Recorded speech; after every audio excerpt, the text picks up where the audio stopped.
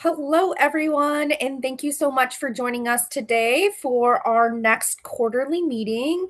Today's topic, we're going to be talking about safety procedures. So, something really, really important. Some of this is going to be review. You might know these things already, but we believe that it's really a good idea to review these from time to time. Of course, this recording or this presentation is going to be recorded today. So, if you're viewing later, and you have any questions that you aren't able to get out today, for if you're not joining us live, please feel free at any point to email myself, Allie, or even Laura D, our behavior program specialist who's on with us today. So, Laura, do you want to take a quick minute to just say hello and introduce yourself? Sure, thanks, Jen. So my name is Laura D. I'm the behavior specialist over at Mackey. So you may have seen me flying around over there. I started my career a long time ago at Old Detroit. Worked there for quite a while. Then I transferred. I started cleaning kennels, doing adoptions, intakes, things like that. I moved over to shelter medicine for a handful of years. Worked out at Rochester Hills as well for a handful of years. And then I came back to Detroit. I came back home because I just love it so much. And been a part of the behavior team for since its inception. I don't know how long it's been, maybe 5 years. I can't remember. Longer than But that. It's like it's 7, 8 years now. oh my gosh. So yeah, it's been a long time. So I love it and can't see myself doing anything else. So I'm glad to be here. Thank you, Laura. We're excited to have you here to share your expertise with us. Y'all know Allie Bradley, Volunteer Programs Coordinator. Allie, you want to say hi? Everybody. So happy to be here to talk about these things with you guys. And just in case you don't know me, Jennifer Rosen, Volunteer Program Manager. So I get the pleasure of working with these beautiful ladies and helping support you and making sure that we're all doing our best to make a difference for people and animals. So, with that, let's go ahead and dive on in. So, today our objectives are going to be talking about why protocols are important. And what we all can do to make sure that we are staying aware, keeping ourselves safe, helping protect the animals, being our best advocate for them. We'll talk about the specific safety protocols that we have at Michigan Humane, specifically for folks that are working with dogs. And then I thought that this might be nice to put in here too. If you are a positive start volunteer, or even if you're not, even sometimes if you're here for recess or just doing a dog day getaway or whatever, you may bump into some customers. A lot of customers are coming to us for happy reasons, but sometimes they're coming to us because they need help too. And they can be really emotional. So I don't know if we'll get to that today, but I put it in here because I thought it was worth talking about and giving you guys some talking points if you ever bump into some challenging customers. And then at the end, we'll have time for Q&A. It can be specific to the presentation and the stuff that we're talking about today, or it can be about anything related to your role, to Michigan Humane, to working with the dogs. Really, this time is for you. We hope this presentation will be valuable. So please, throughout, make sure you're using the chat, you're asking the questions. We're going to ask you guys questions. And the more that we participate together, I think the more value we'll get out of this presentation today. All right. And before we dive into our material, I know I kind of hinted at this already, but we all are advocates, whether we consider ourselves to be one or not. When we put on our volunteer hat, when we put on our staff hat, when we walk in through the doors at Michigan Humane, we are advocating. We are advocating for our animals, and we all have a responsibility to do our best to keep them happy and healthy while they're with us at Michigan Humane. So that's again another reason why protocols are important. It's just another way for us to be responsible and help our pets feel supported while they're in our care. Okay, so before we dive into our specific protocols, let's talk about why protocols matter. They are really important because they do help keep us safe. I know sometimes it feels like rules are, ugh, there's another rule. How do we remember all these? They can be really boring. Sometimes they feel like they're silly, but really and truly, we put them in place because they help make things easier for everyone. And really and truly, the underlying reason for that is safety. But there's many more reasons. uniformity is really important. And I know that seems silly, but we have a big operation to run. If you think about it, just the adoption kennels have about, I don't know, what is that, 14 pods plus two small dog and puppy rooms. Yes. And then if yeah, and then if we think about behind the scenes, there's six more dog runs with 5 to 10 kennels in each one. So there are a lot of moving pieces going on. Sometimes there's volunteers, there's staff. We're all working together in a shared space. And we want to make it easier for our dogs to understand what to expect. We all feel better when we understand expectations. So if we're all operating the same way, it provides consistency for our animals, helps them feel better.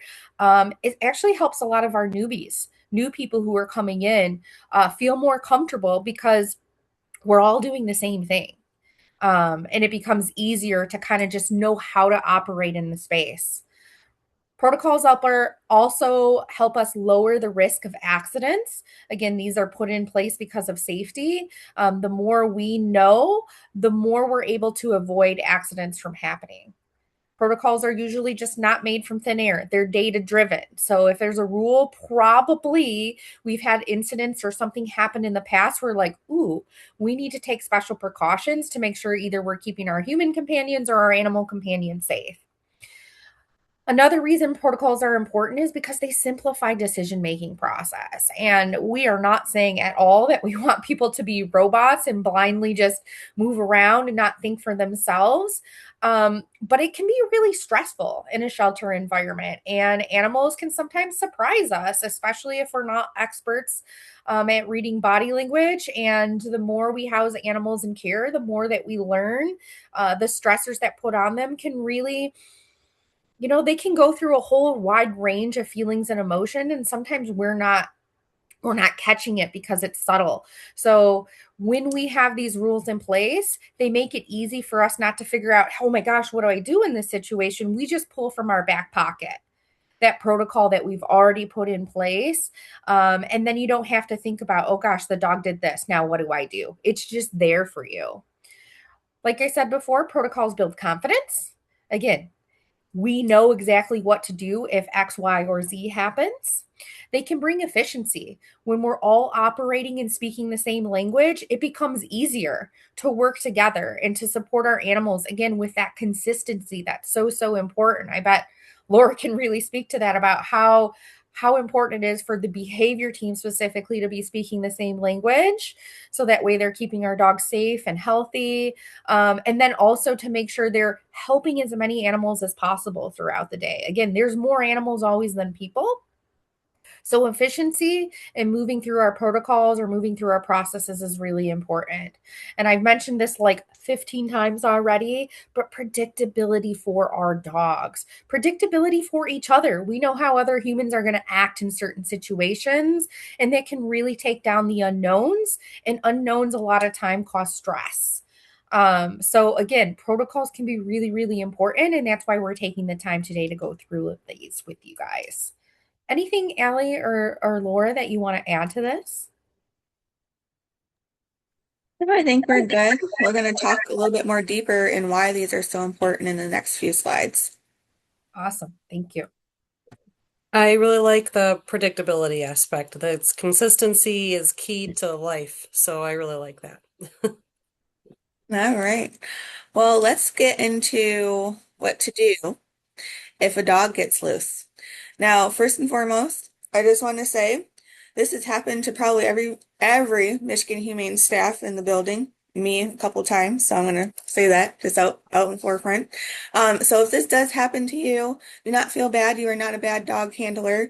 It's going to happen. One's going to wiggle loose from that leash, and it's bound to happen. So here are some things that we can do just to keep us on the right frame of mind and keep us in a nice, calm setting. So first, remain calm. It is okay.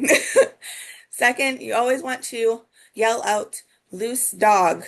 Reason why is because we are all a team and we're going to work together to try to get that dog captured in a low and calm setting so we're not stressing the dog out. And get them back into their kennel if that's what is needed to happen. You definitely don't ever want to chase a dog. it becomes a game and they will run and run and run and run and run.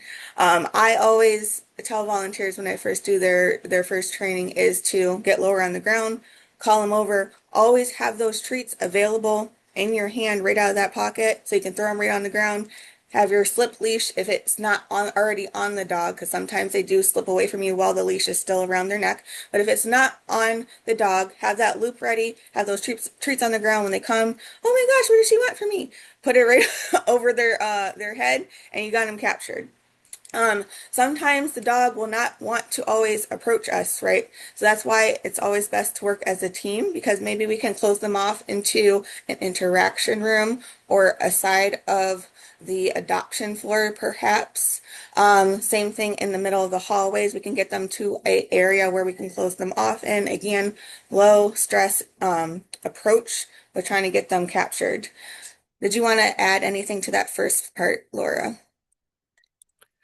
I think the yelling out, loose dog, is Yes. probably the most important. There's nothing like walking down the hallway and all of a sudden this dog's running towards you and you didn't hear anything yet, or, Mhm. something happens. It's always good to just keep us aware. It's happened to me, it's happened to behavior staff, it's happened to everybody, for whatever reason. But the most important, like you said, stay calm, yell out loose dog, and always, have treats on you to toss on the ground. Don't run after them. Kind of get low and have them come to you. So another thing,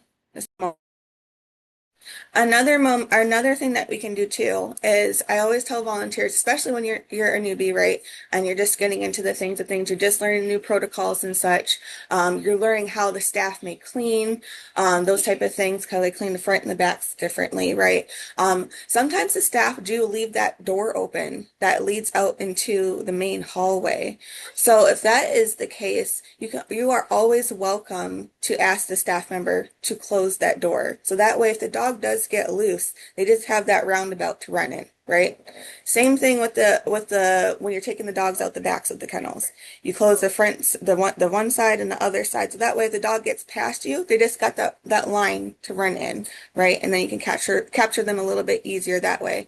Same thing in the back kennels, right? The level two area.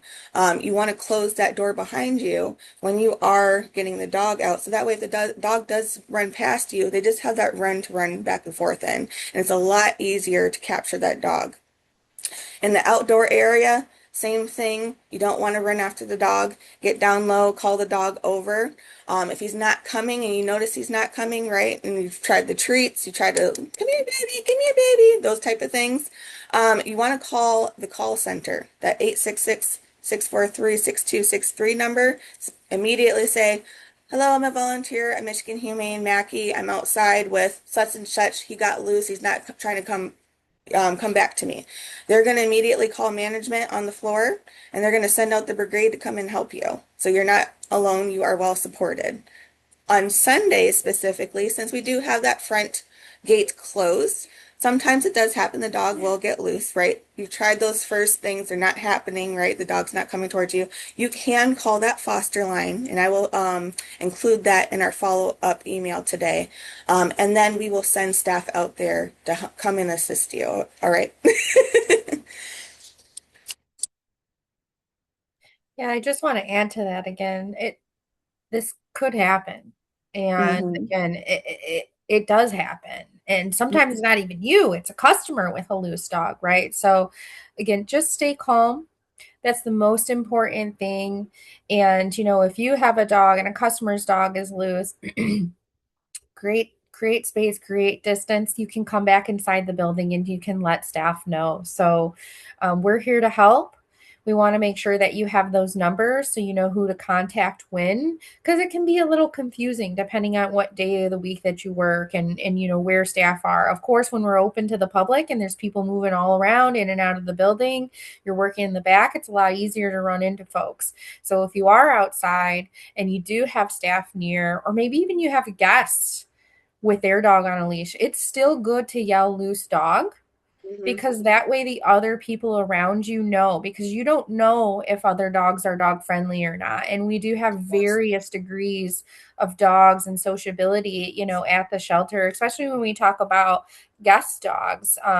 Some of them really aren't that friendly, and that's okay. It doesn't make them a bad dog, but they just don't want an unknown dog running up on into their space. It can be really, really stressful. So our best thing to do is stay calm, get on the phone. If there are a staff member around you, yell loose dog, they're going to kind of jump in and help direct you. So you're not alone. I've even, like, if they start getting off the campus, just walk calmly behind them while you're talking on the phone. Because again, the chasing will make them go away from you faster. And that way you can keep an eye on them. And something that we did actually over at Sterling Heights when this happened is another volunteer got in their car and met us and then just pulled over on the curb and said, "Come here, boy." Dog jumped right in the car. So that's one of my like favorite tips. Some dogs just love to go for a ride. So there's lots of tips and tricks, but it's really important to stay calm because if we're frazzled, then it's harder for us to make decisions and work together and communicate. So again, you're going to notice a theme here with staying calm.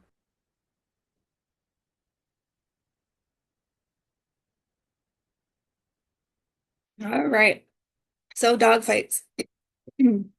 Maybe pairing up with Laura D to talk about this a little bit as well.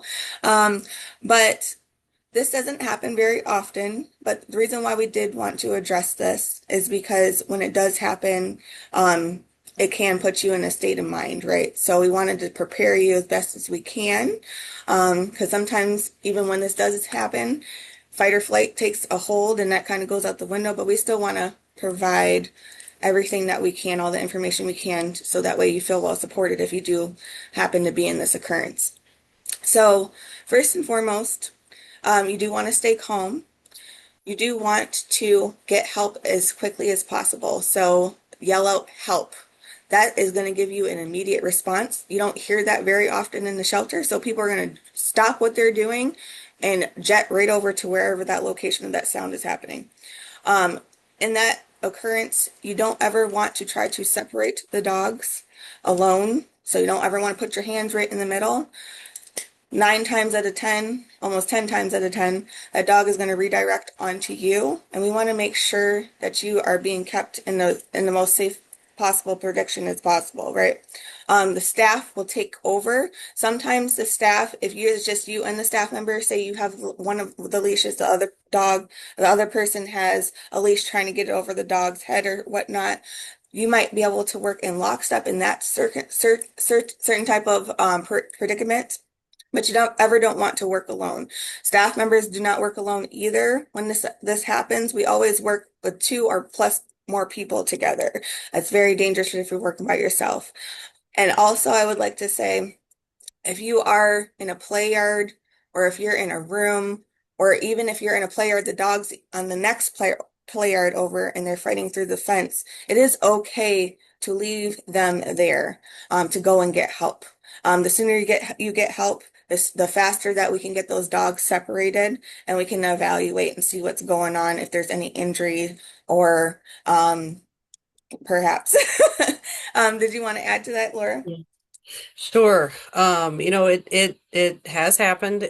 I will say, if we get a loose dog and they're running and they maybe run into another dog on a leash, a lot of times, not all the time, but that's a lot of talk, a lot of snarling, a lot of growling, but it's very jarring.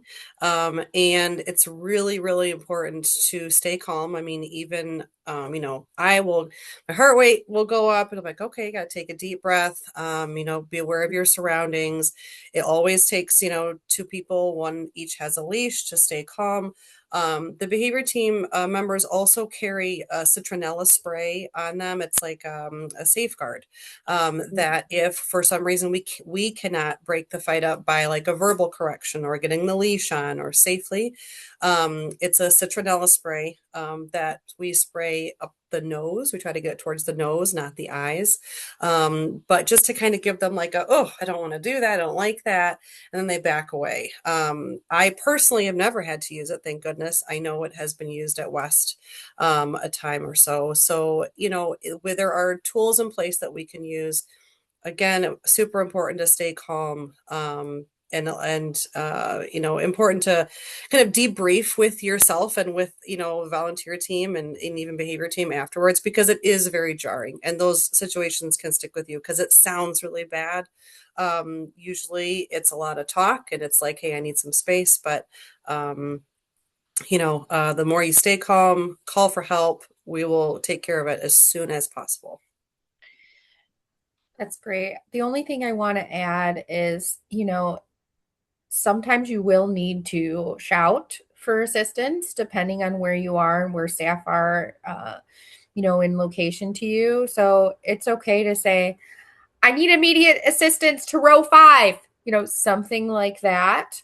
Um, you don't necessarily, especially if we're in the adoption floor, want to start screaming or, that can actually make it more scary for the dogs and anybody, guests that are around. So again, leave if you can, soon as you can. I see a lot of people freeze in fear. But you really want to leave the room. I know it seems scary to leave the dogs because you're worried they're going to hurt each other, but the sooner you get a second person, and you can go to anyone, anybody who has a walkie, any staff member. It doesn't have to be the behavior team. It doesn't have to be specifically me or Allie. Anyone, even if they don't have the skills to break up the dog fight, they have a radio and they can make an Yes. announcement over the radio. So you just need to know the location of where you are and let the people know that it's an emergency, so that way they can gather the staff there with the tools. Because we have a citronella, we have a break board that we can put in front of them. Sometimes we've used a control stick. I know that sounds like a scary term, but it's something that we can put over the dog. So if they do redirect and bite, they bite the stick and not the person. So most cases, like Laura said, the dog fights are mostly talk, but not always. And sometimes no one has done anything wrong. We've had a dog scale over a kennel Yes. because they've gotten really dog reactive over time and then come to the person that had the dog on the leash. So sometimes you're doing everything right and so things can still happen. It is no one's fault. We will Yes. always talk to you after the situation so we can learn information, so we can try to prevent accidents from happening again. But it's still no one's fault. Dogs are still creatures that make their own decisions. Sometimes they're good decisions, sometimes they're not good decisions. We can't control it. We can do our best to prevent, but we can't always control. So I just wanted to say that. And then, depending on how serious it is, any of these injuries or any of these situations, we might ask you to go home and not continue your shift, because even though we may feel okay because we didn't get hurt, there is emotional baggage sometimes that we carry after these things because they can be traumatic depending on how loud they sound, or if we do see blood. Sometimes we do. They're not necessarily like terrible bites, but ears bleed a lot. So, and it can be everywhere. And so it can just be really stressful. That's normal. Even staff take a time out after they see something like this that can be really distressing. I just wanted to go over a few things before we go to the next slide, Jen, if that's okay. So I just wanted to go over and just reiterate some of the things because prevention is honestly the key from happening. Yes, Jen said there are some odd occurrences that happen that we cannot prevent, like say we didn't know a dog can scale the kennel. When we do know those things, we do put them in a covered kennel, absolutely.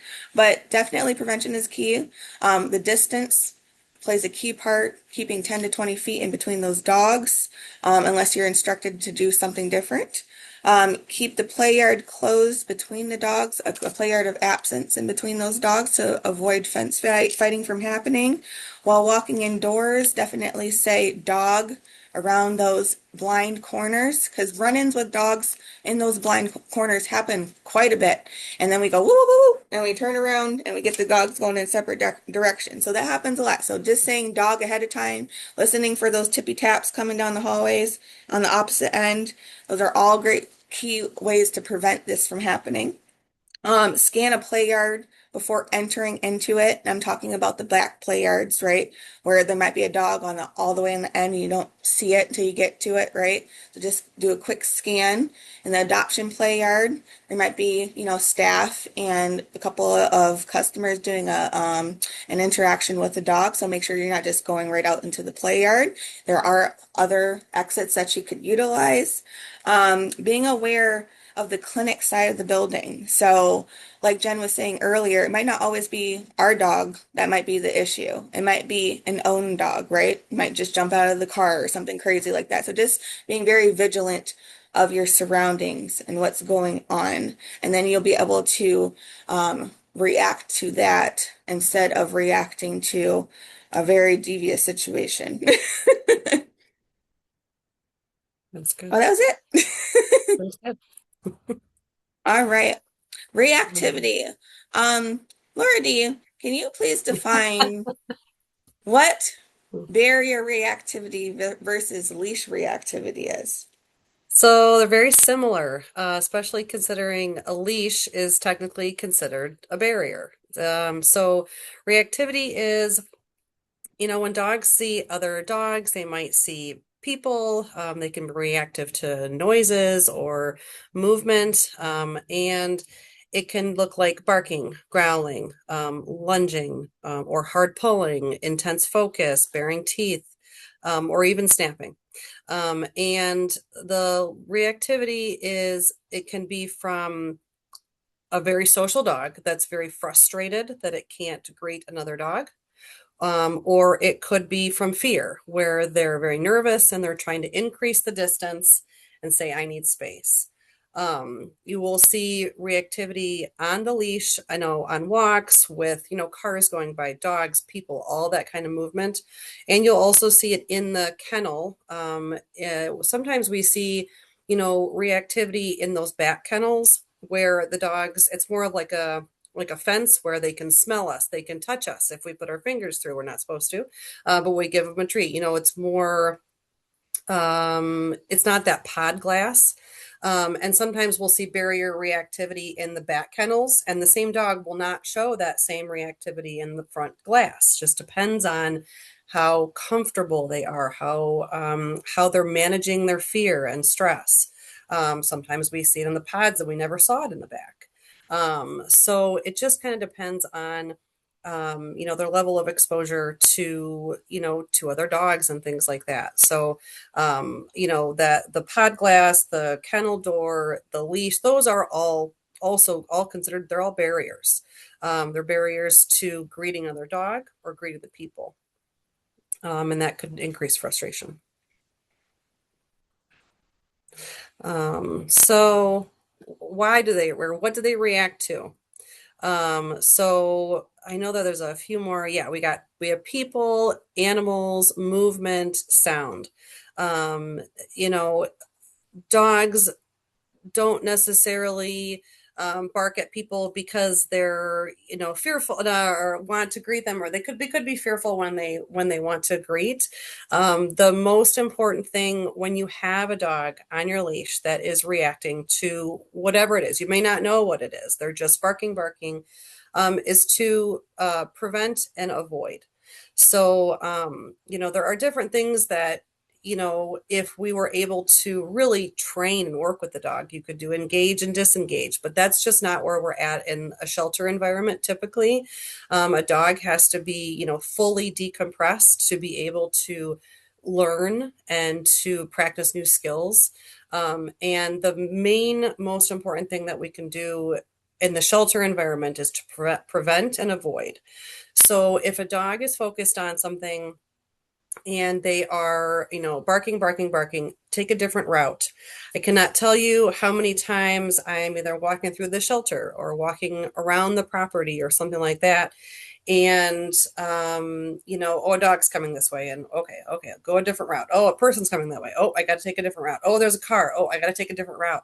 And I might take a dog on a walk and I might have 4 detours just trying to find a different spot to help that dog decompress. And that's okay. It's okay to just pivot, to manage that behavior, to prevent and avoid the stressor. And then we want to give them something yummy when they get back to their kennel, because that's probably their safe zone at that point. They don't, oh, okay, now I can relax a little bit. So, Laura, I have a question. mhm. Are all dogs reactive to the things that we mentioned above? Not necessarily. Dogs, just like people, have different levels of exposure. What were they exposed to in their previous home or on the streets, or, what's their previous experience? They could have been a dog that was tied up all the time. So they were constantly feeling that leash reactivity, that barrier reactivity. And so there's different levels of exposure that they have, which means different levels of resiliency and different capacity to handle stress. I know it takes years to practice stress management and staying under threshold or things like that. Dogs are working. We're trying to help the dogs work with those same things because they have different socialization levels, different exposure to dogs, different exposure to people. They might have met two people their whole life, and now they're in a shelter, and now they see 30 people a day. And that can be very triggering. So we want to just identify it that they're stressed, that they're feeling fearful, and we want to help them feel safe in some way. And sometimes that's going a different direction or moving away or something like that. Thank you. Can anyone give an example of how they might prevent or avoid reactivity with a shelter dog? Go ahead and feel free to either come off of mute or you can also drop it in the chat. We'll answer those. But give us some examples of how you can prevent or avoid reactivity with a shelter dog in the shelter environment. And maybe we want to even, has anybody had an experience where they had to do this? Because I know Laura kind of gave the answers of how to prevent and avoid. No worries, Laura. But has this happened to you? So yes, no, and if anybody wants to share their experience and what they did to keep the dog and themselves safe. Say dog when going around the corner in the shelter, definitely. So we can be aware of other people who are handling potentially, definitely. Um, Also, too, Laura D and her staff do an amazing job at identifying these dogs, and they will put that right on the kennel door, or in their adoption paperwork and those waivers in the back. That's why it's so, so very important to read those waivers because even if they're not exhibiting that same behavior, right, while they're up on the adoption floor, it means that they have in some point exhibited that behavior and they can regress to that. So you always want to read those waivers in the adoption paperwork. Mhm. Yes, perfect. I just said that. Thank you, Janice. Reading the notes about the dog before I take them out. Yes. Yes. And if just kind of to add on the notes, if you read through a dog's paperwork and you see nothing on reactivity, and you take a dog out and it's barking at one specific thing, a person, a dog, an object, let somebody know because, we know these dogs for a very finite amount of time in their life. I like to consider it just a very temporary stop on their journey. But there's a lot of information that we are gathering constantly, but that information can change from one day to the next. It could be, hey, a bowl dropped yesterday, and ever since then, the dog is a little bit sensitive to noises or something like that. So if you read through the paperwork and you're like, cool, good to go, don't see any concerns, you feel comfortable taking the dog out, and then you're like, oh, he's really reactive, he's very barky, let somebody know, a staff person, Allie, Jen, because we want to look into that and see what's the trigger and how can we make that dog more comfortable, how can we make them feel more safe. I love that. So we're circling back to the manage like you were talking about earlier. Hmm. Absolutely. All right. Resource guarding. So resource guarding is defined as behaviors that are motivated by protecting items that are deemed valuable by an item. Um, Jen, can you click that next one? Because I don't know if that was the question. So Why does it happen? It can be genetic, so mom or dad can have this on board. And I also want to also state too that there's different levels of resource guarding. The resource guarding that we're speaking about today is on those higher levels where, like potentially a person could get injured, right? They're guarding it where they're low growling, they're cornering the items off. They, um, they are acting more aggressively to guard them. It also could be a learned behavior. So in a shelter environment, they don't have a lot of options, right? They're given food at a certain time. They're given enrichment at a certain time. They're getting taken out of their kennel at a certain time, right? So they're like, okay, if I have balls outdoors. I know that I'm not getting them in my kennel. I really love balls, so I'm going to guard all the balls in my play yard so that way they're not taken from me, right? That is in cahoots with stress. And then as listed as before, since they're not having those bouncy balls in their kennel because they're not allowed in the kennel, they feel as if they have to guard them. And what can that look like, Laura D?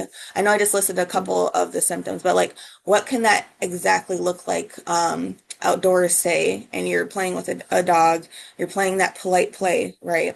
What Yes. are some of the things that you start to notice that like, this dog is starting to guard? That's a really great question. Because like you said, there are levels. I mean, there's a ladder of the ladder that they climb, that escalates over time. It could start with, so you're tossing the ball around. Maybe they're just standing over the item. Maybe they turn their head away. Maybe they close their mouth when you walk closer to them with the item. They may, just very subtly, turn their head away or freeze. And once you get to the freezing, you're like, okay, this is climbing up a little bit. Um, and, they can stand over the item, hover, freeze, stiffen, growl, bare teeth, all that kind of stuff, up to like, snapping and things like that. But I think it's important to remember that animals that are showing resource guarding, it's typically stress. It can be stress related, as like you said, stress related. The shelter environment is hopefully and not hopefully the most stressful environment they'll ever be in. I hope they're never as stressed out as they are in a shelter, which is not a typical setting, but we make it as comfortable as we can with, blankets, toys, enrichment, walks, natural light, music, all that kind of stuff. But stress increases it. A long time ago, you may have seen on like Animal Cops or something where we did like the fake hand and we tested the food bowl. We don't do that anymore because it has been proven that dogs will resource guard more when they're stressed. So why would we test them when we know they're going to be stressed? I'm not trying to agitate the dog. I'm trying to play that polite play, that cooperative fetch. How many toys? Let's play with 3 toys. I'll throw one, you pick one, bring it back. I'll throw a different one, you bring it back.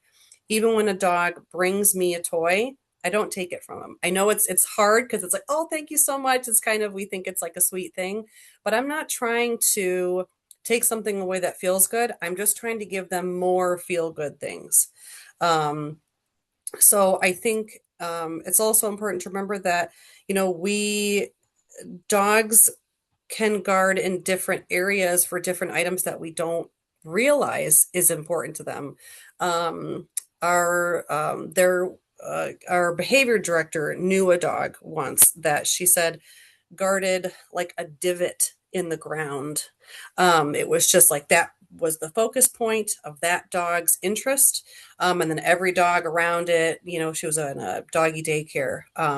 They had to kind of move that dog away and couldn't hang out in that area because it was so protective of that one item. So, it could be toys, balls, bowl, it could be the treats, it could be a Kleenex, it could be a remote control in the home.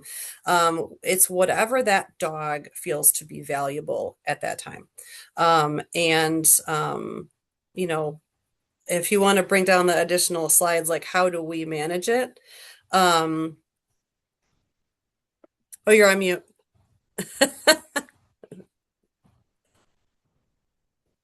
This is a question for the crowd. Oh, Oh, all okay. right. Sorry. So same thing, guys. How do you believe or think that we manage this type of behavior in our shelter environment? I keep on saying that because you do things a little bit differently in your home environment. That's a really good point to say out loud is that the dogs in the shelter, we care for them like family, but we have to remember we've known them for maybe 2 weeks, right? Like Yes. we haven't lived with them. We don't know exactly we do as best we can, but we have to be aware that we love them like family. We want them to be well, but we have to remember that there are things about this dog that we may not know, and we may not know how they're feeling.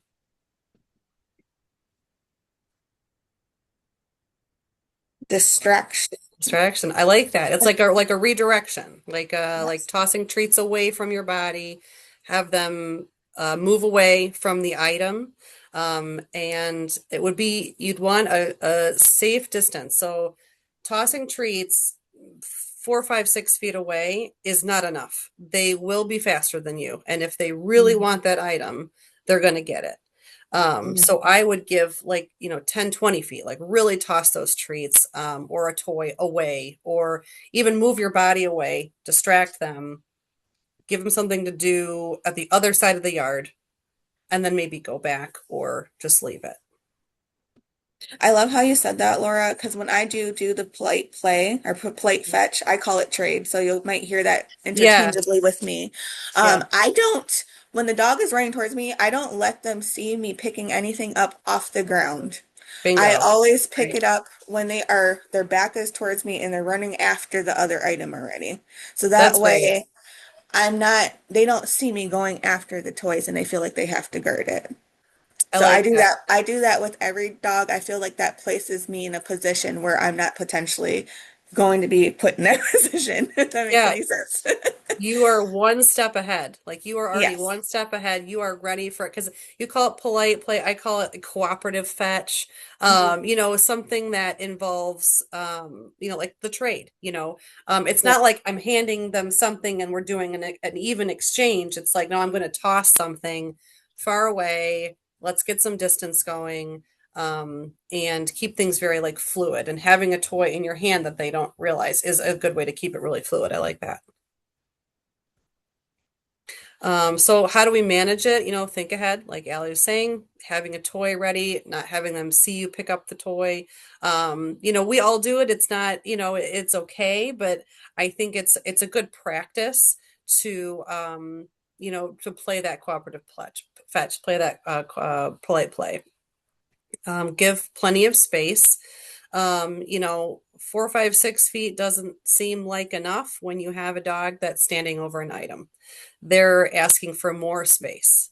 And the way that you know that the space is enough is their whole body will loosen, their mouth is relaxed, their tongue is hanging out, their whole body is loose and wiggly.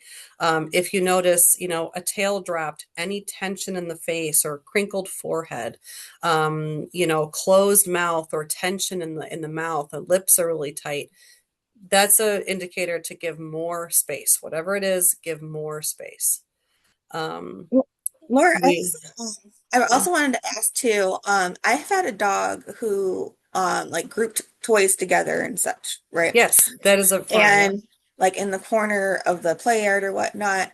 And it wasn't mentioned in his paperwork previously sure. that he guarded.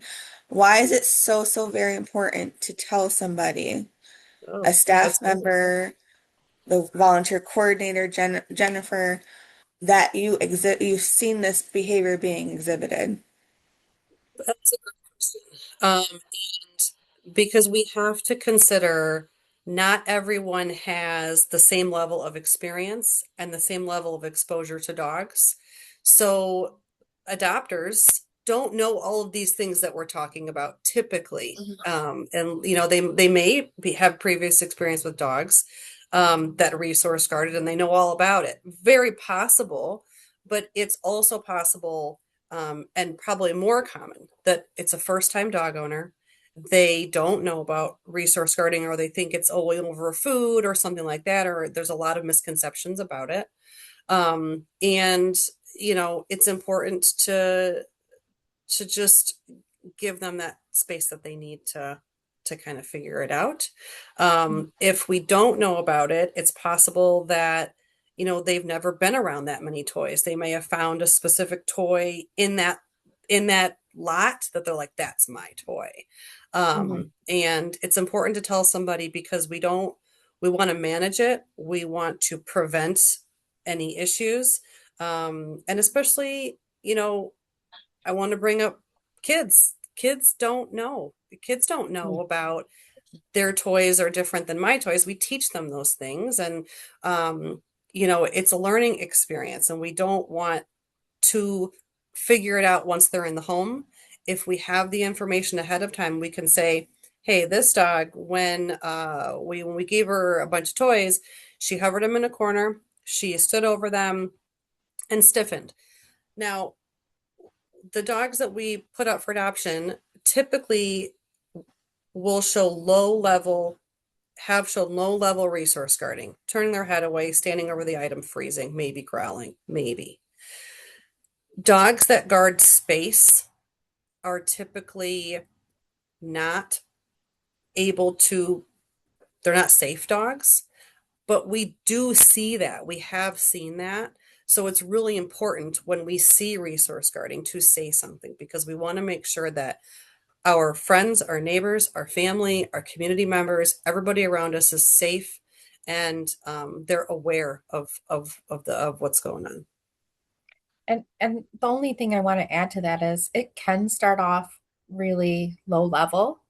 It can start off with very subtle signs that sometimes folks who are not familiar with reading body language, whether that's new volunteer, new staff member, community member, adopter, whatever, they may not recognize it. So if you recognize it, it's important to report it so we can keep an eye on it and make sure because of stress, right, that can increase these behaviors, we don't see a climb in the ladder, like Laura said, because just standing over the toys could be day one, day two, week one, week two, week three, lunging and growling and lunging. Sometimes dogs don't climb every step of the ladder of aggression. That's what Laura's talking about when she's saying climb. They escalate from just standing over the toys to tight lip to lunge and bite. So it's not because it's a bad dog, it's a dog that's really stressed. But stress, we don't know how many stressful things that dog came across that day. Trigger stacking, like we've talked about before in some of our other presentations or educational courses, happens. So that's why it's really important to read something and respect that dog's wishes, even if it's not a high level of stress or communication at that point. You just never know, right? So we want to be respectful to what they're trying to tell us. And I'm going to skip that last question because we already went over it. Um, Literally, dogs can resource guard anything, people, Yes. spaces, toys, any item or thing that they deem valuable. So, all right. Well, this brings me back to emergencies. I think that's what that says. Hold on here. I got to make my Emergency little a plan. little smaller. Yeah, so emergencies. So we want to talk about this too.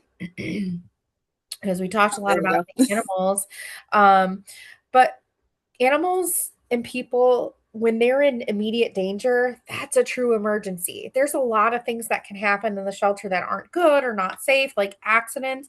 But an emergency is a dog fight, like we talked about. Like, we want to act quickly to try to prevent anything from escalating into a more serious situation. So it's not only with animals, people can have emergencies too. Someone slips and fall, hits their head, they're bleeding or they're knocked unconscious, right? So emergencies can be really high stress situations and we need those quick responses. So we really want to take some time to identify what some of those things are because that's when we need to act quickly. And that's why it's important to have protocols. So when we're in those high stress situations, when it makes it harder for us to make a decision, we just know, okay, when this happens, I do this. So for example, someone falls and busts their head and falls unconscious, 911. we're Yes. going to call 911. That's how serious that emergency is. You don't need to ask permission. You don't need to find a staff member. Call 911. You can also yell, I need help over here. There's been an accident. Those things are okay. We want to act quickly. We do want to remember to keep calm. I know that's a theme that we keep saying, but if we're panicked, it's harder for us to make decisions. It's harder for us to get help and start solving the situation quickly, which we need to do in an emergency. We want to try to remember what our protocols are. So follow back to those things that we should do. So if we have a loose dog, that can also be an emergency. Someone's not necessarily in immediate danger, but it could become an emergency if it turns into a dog fight or a dog gets out of the property and is running towards I-75, a really busy place. So remember to alert someone, whether that's calling for help, whether that's, I know we have some folks on Sunday for our BMONT who use the walkies. Feel free to use the walkies. Have those emergency numbers that we had a few slides over in your phone. So that way, when you're like, oh crap, something happened, you don't have to look up the number. It's in your cell phone. So carry your cell phone on you when you're walking. So, are there any other situations? And I think I'm going to skip this question just because we're short on time here, but that might arise in a shelter that can be emergency. And I think I listed a couple of those already: dog fights, serious accidents with someone. I mean, we had someone in a play yard with a dog, and the dog was running full speed, hit their legs. Actually, or I think this happened to you too, broke their leg. This happened at both Detroit and Westland. It wasn't a dog being aggressive or mean, but they just collided with someone's leg, and it was with such force that it actually seriously injured someone. So be aware of your surroundings. Make sure you're keeping yourself safe. Things like don't sit on the ground with a dog. While some dogs might not do anything bad to you in that situation, we're trying to prevent accidents or emergencies from happening. So that's why we tell you so much to be aware of your surroundings and remember those protocols. So injuries, when and what type of injury should be reported? I'm going to just flat out say all. Even if they don't seem that serious, we still want to know so we can help if there are next steps to take, especially if it comes to, your safety. Yeah, maybe you bumped your head and you feel okay, but what if tomorrow you don't? What if there's a concussion? What if, a dog scratched you and they're carrying disease or, a cat bite or something like that? I know we're talking about dogs today, but accidents sometimes aren't that big of a deal in the moment or injuries aren't that big of a deal in the moment, but they can progress. So who do you tell? Volunteer department is a great place to go. Behavior department is a great place to go, or manager on duty. If you don't know how to find one of these three specific people, that's okay. Anyone, again, any staff member with a walkie, and then you ask for one of these three people. Is someone from the volunteer department here? I had an injury. Is there a manager on duty here? I had an injury. If it's with an animal, that's where sometimes we want to get the behavior department involved. Sometimes they might not be available, but a manager is going to step in.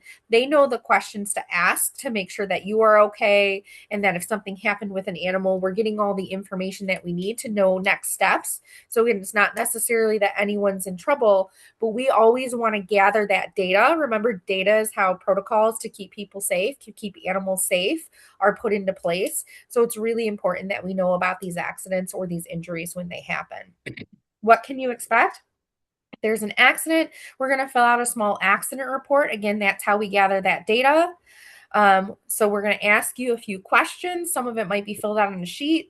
Again, if it's animal related and there's behavior that we want to know more about, behavior team might ask you questions. Allie might ask you questions. We might even give you a call afterwards, because sometimes depending on if it's a true emergency, again, a serious dog fight or a serious I fell and I got hurt, we're experiencing emotional trauma in that moment, and we need to come back to our baseline, to our sense of calm. So we might just get the very basics. We're going to have you sit down.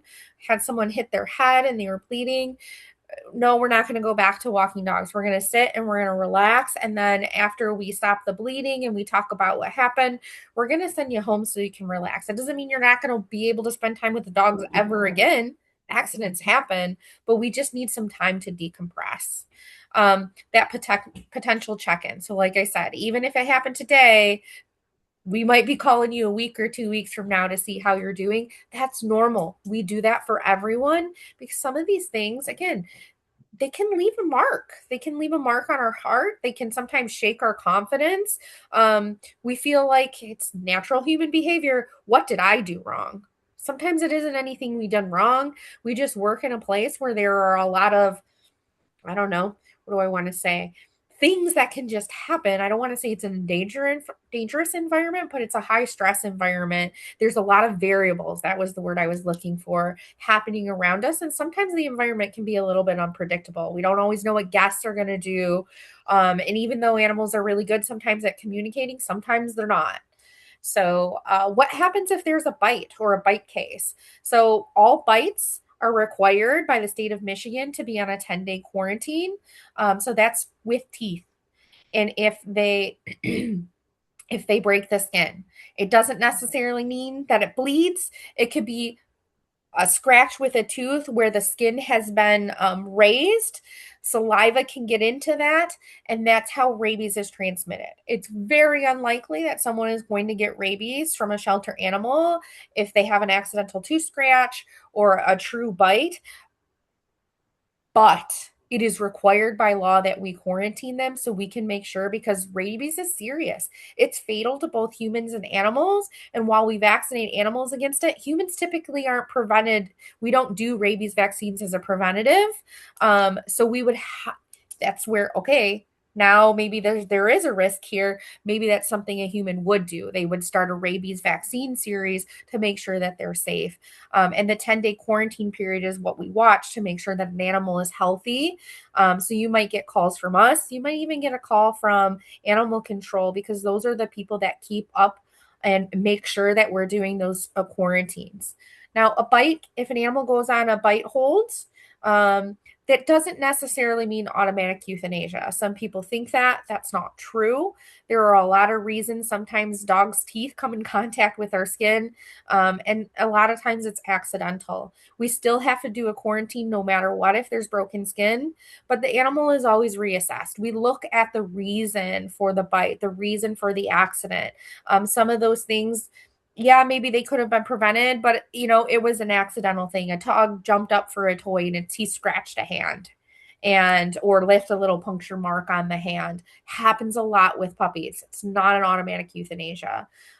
There are times where an animal bites and we do have to opt for euthanasia, but those are serious, serious bites. We're talking about true aggression, unsafe for human and animals. The dog thought like I want to hurt because I'm uncomfortable and I want to keep this person or this other animal away from me.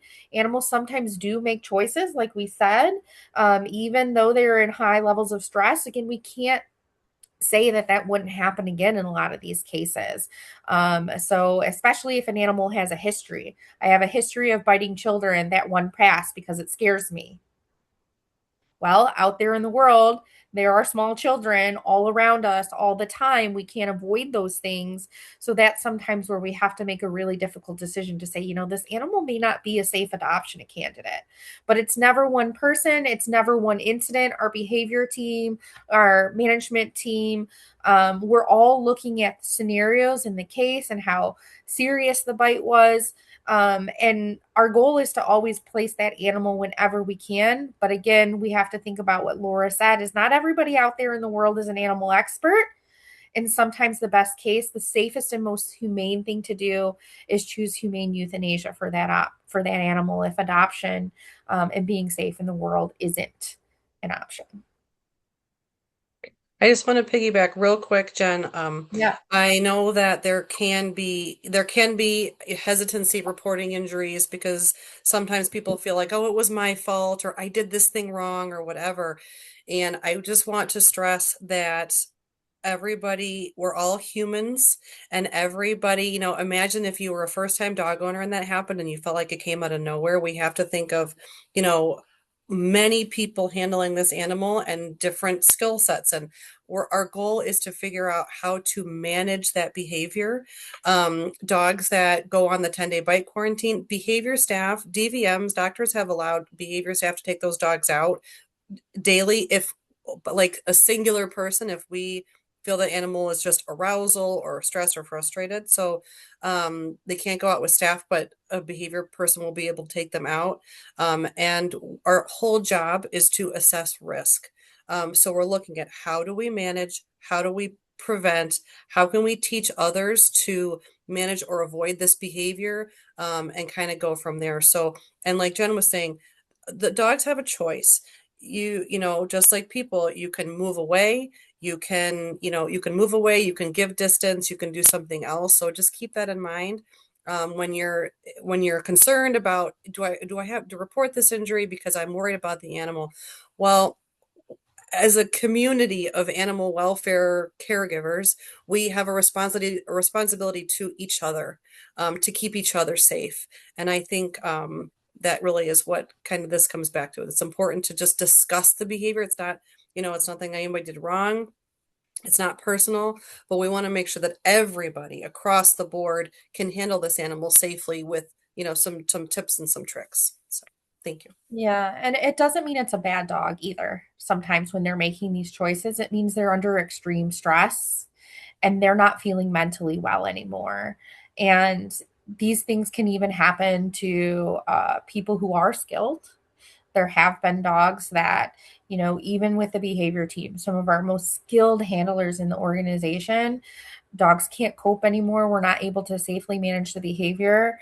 And they've tried to bite our behavior staff, or they can't be around any other dogs. They can't be around the stimulation anymore. So sometimes, again, it's not anything anyone is doing wrong. It's just a lack of resources and unfortunate situations. The dog didn't choose to be here. We didn't choose them to be here, but they're here nonetheless. And our job is to care for them and keep them safe and make the best decisions in their best interest. So, sometimes it happens. It doesn't mean we're doing anything wrong. Sometimes we're doing everything right, and the dog still struggles because they just don't have the coping skills to be in this environment. And I know we're at 11:05, so I think I'm just going to pause here and, open it up for questions. Even though we have the customer slide, this is okay. We didn't get to it in our last safety presentation either. A whole presentation about working with customers is coming in the future. So I just want to pause. Let me go ahead here and stop screen sharing and offer it up to you guys to. Did I stop screen sharing? Yes, yeah, Yes, you you did. did. Okay, good. We're all looking at each other. Okay, good. I was looking at you. I knew that I was screen sharing before, but I couldn't see that I was screen sharing either. So I just want to stop it here for questions because, you guys have been so patient and, cooperating, not cooperate. That's not the right word. I mean, I guess cooperating, but answering questions and using the chat. And this time is for you too. So we've covered a lot of information today. If anybody needs to jump off, that's okay. Allie and I will stay on. Laura, if you can stay on, that's great. If you need to jump off, that's okay. But we'll continue to record. So if you miss the Q&A because you have to jump off today, you can always find the recording after the follow-up email comes out and see the rest of those. So if you're jumping off, thank you. We miss you. We will see you again soon, though. And anybody who's got questions, you're welcome to stay on. All right, Allie, it looks like we got a couple in the chat. You want to read those out and we can decide who's best to answer them? I don't really have any questions. This was all mentioned within the presentation. I do want to address Pam's for Sunday specifically. So on Sunday specifically, there is going to be, sorry, there's a jet flying over if you're hearing that. There is a manager on duty that is stationed for Sundays. So sometimes I will be there, sometimes Jen might be there, or one of the volunteer coordinators stepping in. But definitely, if there is a manager on duty and you experience like like a bite incident for happening, or a very concerning behavior such as like low growling when you're in the kennel, or not in the kennel, but in the play yard with them. You don't ever want to be in the kennel with the dog. In the play yard with them, you had to exit, right? You had to make a quick exit left. Make sure you're telling the manager on duty, but there also are, of course, very skilled staff members that are walking about, so you can grab their attention first. And if we don't know where David is, they will go ahead and find him for you. Yeah, that's what I was going to say. So if you're trying to report an accident or a behavior you saw that was concerning, Shelter Med usually is a good place to go. Yeah. Um, because they can usually that's where our managers on duty are working. It's usually Cassie or David. David is the primary one on Sundays, but if they're not, that's going to also be some of our most skilled staff. They're going to know, where accident forms are, stuff like that. They're going to know the questions to ask. So that would be my recommendation of where to go if Allie's not on site. Behavior typically isn't working on the weekends. Yeah. So you're not going to see them there. If it's a minor behavior that you're like, I don't know, I saw this, I'm not sure if this needs to be reported or not, you can still always report it to staff. We always welcome information because we can sift through it. And if the staff you're reporting it to don't know the answer, they're going to take notes and they're going to get that to the behavior team and Allie, and they'll follow up with you next week.